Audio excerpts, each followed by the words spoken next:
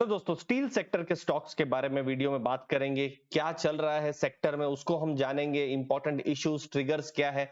दो important stock Tata steel और cell, ये दोनों स्टील सेक्टर के स्टॉक्स हैं, वहां पर क्या हो रहा है, क्या टारगेट्स हैं, उसको जानेंगे। देखिए 6 महीने का अगर आप रिटर्न देखेंगे टाटा स्टील का नेगेटिव, अभी मैं जब वीडियो बना रहा हूं तो 19% नेगेटिव रिटर्न टाटा स्टील में आपको देखने को मिलेगा। और सिमिलर आपको सेल में भी आपको 6 महीनों का आप देख सकते हैं यहाँ पर नेगेटिव रिटर्न देखने को मिलेगा। तो क्या इंपॉर्टेंट हो रहा है, क्या इंपॉर्टेंट ट्रिगर्स है, उसको हम समझने की कोशिश करते हैं। देखिए स्टील सेक्टर है, वहां पर कॉशन की जरूरत है। देखिए इन्वेस्टर्स इन्वेस्ट कर लेते हैं कभी कभी बहुत, अगर प्राइस गिरा हो, लेकिन फंडामेंटल्स बहुत ही इंपॉर्टेंट रहता है जिस पर हम हमेशा फोकस करते हैं। देखिए अगर अप्रैल से आप देखेंगे तो स्टील के प्राइसेस 27% गिरे हैं। अगर प्राइसेस गिरते हैं तो प्रॉफिटेबिलिटी पर डायरेक्ट इसका इंपैक्ट पड़ता है, मतलब नेगेटिव इंपैक्ट पड़ता है। स्टील के प्राइसेस अगर बढ़े तो जो भी कंपनियां हैं उनके प्रॉफिट्स बढ़ते हैं। आपने जैसे देखा होगा टाटा स्टील का जो प्रॉफिट्स था पिछले फाइनेंशियल ईयर, उन्होंने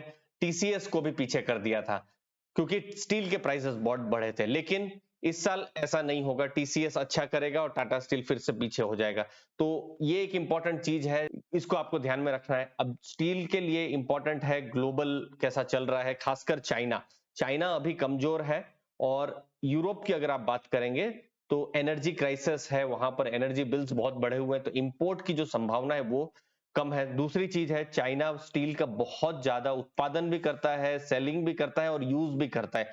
तो पूरे ग्लोबल लेवल में चाइना का मजबूत होना बहुत जरूरी है। लेकिन अभी भी जो लीड इंडिकेटर्स है वो नेगेटिव है और यूरोप में तो डिमांड का इशू है ही। ठीक है, अब दूसरी चीज मैं आपको बताता हूं। मई एंड में एक बहुत की इवेंट हुई थी। ठीक है, मई इवेंट, उस समय में गवर्नमेंट ने जो भी स्टील प्रोडक्ट्स थे उस पर एक्सपोर्ट ड्यूटी लगा दी थी। 15% एक्सपोर्ट ड्यूटी जैसे स्टेनलेस स्टील पर लगा दी थी। अब इससे क्या हुआ, स्टील जो कंपनियां हैं इस पर एक नेगेटिव इंपैक्ट हो गया। आप मई 23 का भी इनफैक्ट आप देखेंगे, यहां पर आप देखिए कितना बड़ा यहां पर मई 23 को शेयर प्राइस देखिए 83 के आसपास था सेल का शेयर प्राइस मई 20 को। और फिर बाद में देखिए किस हिसाब से शेयर प्राइस गिरा है। तो मई 23 को हमको बहुत बड़ा शेयर प्राइस हमको गिरा हुआ हमको नजर में आया है। तो इन्फ्लेशन भी ज्यादा था, गवर्नमेंट ने ये स्टेप लिया।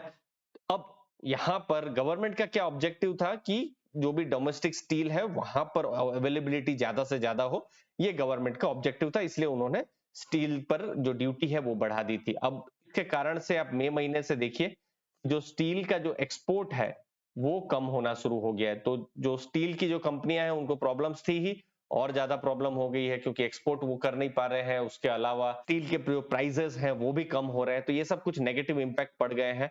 अब ट्रिगर्स क्या है, जब आप स्टील सेक्टर की बात करेंगे तो डोमेस्टिक डिमांड अगर इंक्रीज होती है, जो कि एक्सपेक्टेड है सेकंड हाफ में इंक्रीज हो, मतलब भारत में जो खुद का ही जो कंजम्पशन है वो अच्छे से ग्रो करता रहे। भारत में जो अगर आप बिजनेस कर रहे हैं या घर के लिए या फिर बिल्डिंग्स जो भी है, स्टील का जहां भी यूज होता है, ये अगर इकोनॉमिक गतिविधि बढ़ती है तो ये एक पॉजिटिव ट्रिगर हो सकता है। एक्सपोर्ट्स तो अभी कमजोर है ही, जो हमने डेटा से देखा। दूसरा एक और ट्रिगर हो सकता है वो है रिडक्शन इन ड्यूटी।